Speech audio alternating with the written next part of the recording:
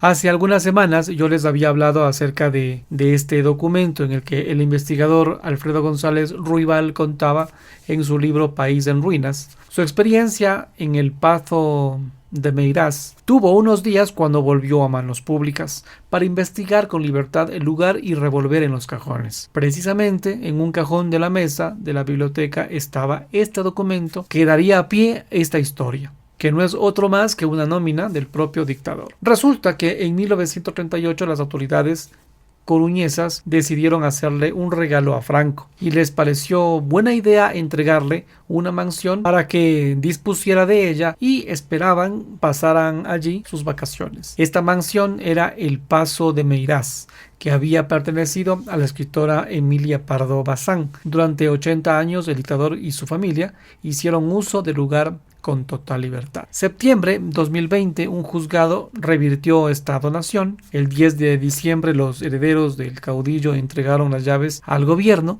y unos días después un grupo de arqueólogos, entre los que estaba González Ruibal, tuvieron acceso al Pazo para investigar la evolución de la construcción y, supongo yo, comenzar a preparar su futuro. La nómina de Franco que se encontró en el Pazo de Meirás eran de unas 12.500 pesetas. Sorprendentemente había todavía restos de los días que Franco pasó allí. Entre otras cosas, encontraron una nómina del dictador. Resulta curioso que un hombre que tenía todo el país bajo su bota y que podía pedir o tomar cualquier cosa sin que nadie se atreviera a cobrarle, tuviera también un salario mensual. En mayo de 1964, mes al que corresponde la paga, cobró 12.512,77 pesetas. Tenía el caudillo 354 gracias a trienios, pero el montante importante estaba en un plus circunstancial, cerca de 7.500 pesetas y una remuneración complementaria de 3.000. El importe bruto era de unos 13.610,35 por buscar alguna referencia. En 1963 el salario mínimo interprofesional era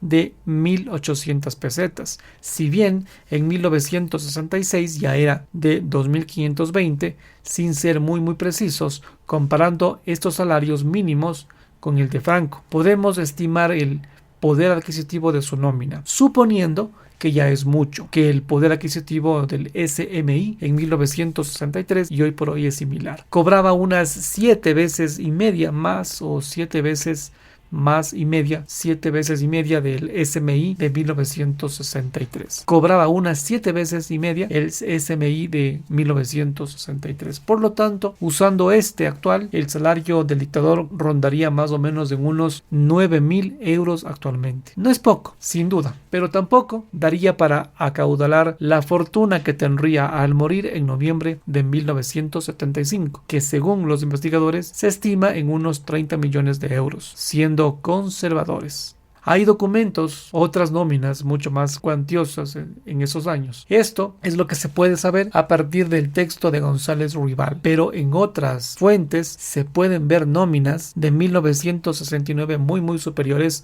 a la que hemos comentado, concretamente de casi 96.000 pesetas, es decir, 7 veces más. No sé a qué se deben estas discrepancias, porque parece una subida extraordinaria para tan solo un lustro. Por cierto, antes de la guerra, en 1935, Franco cobraba como mando del ejército algo menos de 2.500 pesetas. Un detalle interesante acá es que tenía algunas de estas condecoraciones que están pensionadas, es decir, que conllevan una paga por haberlas recibido. Algunas se las había concedido él a sí mismo. Por ejemplo, la cruz laureada de San Fernando, que es la condecoración que tiene la imagen del comienzo del artículo. De todos modos, esto es algo irreal, porque ya sabemos que tenía a su disposición casi cualquier cosa que él deseara. Por otra parte, los negocios que hiciera más o menos oscuros estaban fuera de cualquier control o fiscalización. Por ejemplo, yo recuerdo una exposición de un museo, el Prado, hace algunos años, donde uno de los cuadros estaba dañado por un incendio en una casa particular. Al parecer, un almirante franquista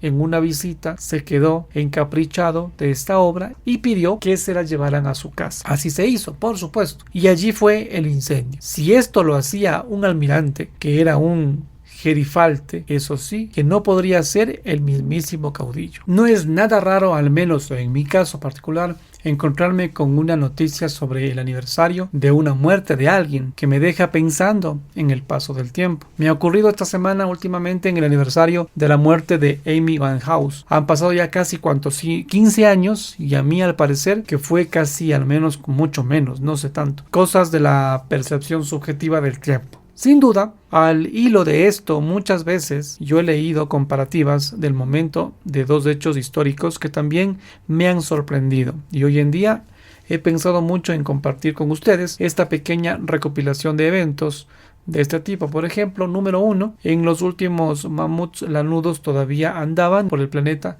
cuando los egipcios habían acabado la gran pirámide de Giza. Esto, si no estoy mal, entre 1650 a.C. versus 2550 a.C. Otro hecho, Cleopatra vivió más cerca de la llegada a la luna que de la construcción de las pirámides de Giza. 3. La fundación de la Universidad de Salamanca es anterior a la de Tenochtitlán por parte de los aztecas, entre 1218 versus 1325. El último guillotinado de Francia, el 10 de septiembre de 1977.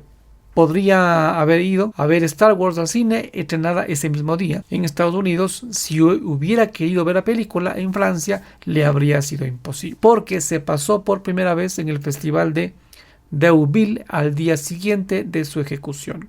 El otro hito, Ana Frank y Martin Luther King nacieron el mismo año, en 1929. A Lincoln lo podría haber asesinado un samurái. El asesinato del presidente fue en 1865 y los samuráis fueron abolidos legalmente en Japón en 1868. Las novedades de la conquista del oeste se podrían haber enviado por fax a los periódicos. Su inventor, Alexander Bain, patentó el sistema en 1843 y por esos años comenzaron las caravanas de carretas a colonizar el oeste de Estados Unidos. Si hablamos de la prehistoria y dinosaurios, los tiempos escapan de mi capacidad de comparación. Dicho esto, Napoleón murió sin saber que habían existido los dinosaurios. En 1821 falleció el Gran Corso y el primer fósil de dinosaurio no fue descrito oficialmente hasta más de una década después. Picasso